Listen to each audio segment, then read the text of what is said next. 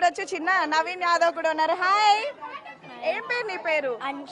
అన్షిత్. ఎలా ఫీల్ అవుతున్నావు? చాలా హ్యాపీగా అంటే ఏం హ్యాపీ, ఎందుకు హ్యాపీ చెప్పు? మా డాడీ గెలిచి. అవునా, డాడీ గెలిచారని ఎట్లా తెలిసింది? ఎట్లా అంటే చెప్పు, ఫ్రెండ్స్ అందరికి చెప్తావా డాడీ గెలిచారని? చెప్తావా? సో ఇంకా చూడొచ్చు ఇక్కడ మొత్తం ఫ్యామిలీ మెంబర్స్ అయితే ఏకంగా ఏడుస్తూ ఉన్నారు. గెలవడాన్ని తట్టుకోలేకపోతూ ఏడుస్తున్నారు. ఎందుకు ఏడుస్తున్నారు? ఓకే, సో ఇక్కడ మరొక వైపు చూడొచ్చు మెయిన్ పర్సన్ ఇక్కడ. Excuse me, mother, Naveen Yadav వాళ్ళ మదర్ ఉన్నారు. అమ్మ ఏంటి అవి ఆనంద బాష్పాలేనా? అయ్యో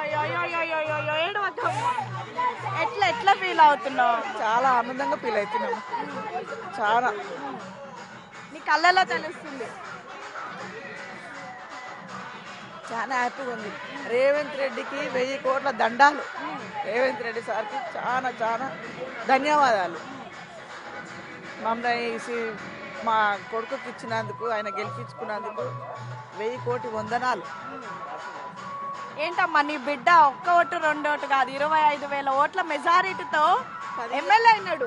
40 ఏళ్ళ కష్టం అమ్మా, 40 ఏళ్ళ కష్టం. ఈ రోజు నిన్నటిది మొన్నటిది కాదు, 40 ఏళ్ళ కష్టం మాది. ఇప్పుడు ఫలించింది. రేవంత్ సార్ దయ వల్ల మాకు అది దక్కింది. 40 ఏళ్ళ నుంచి ఎన్నో చూస్తుంటారు కదా మీరు. ఇన్ని చూసినాం. ఇప్పుడు నేను అనిపించిందమ్మా నీ కొడుకు ఎమ్మెల్యే అవుతాడని?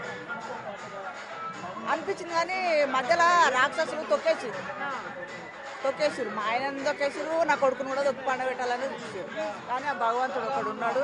భగవంతుడు దయ వల్ల, రేవంత్ దయ వల్ల మా కొడుకు గెలిచిండు. చాలు. టికెట్ ఇచ్చినప్పటి నుంచి రోజు దేవుడికి ఏం మొక్కుకున్నావు? గెలవాలనే మొక్కుకున్నాము.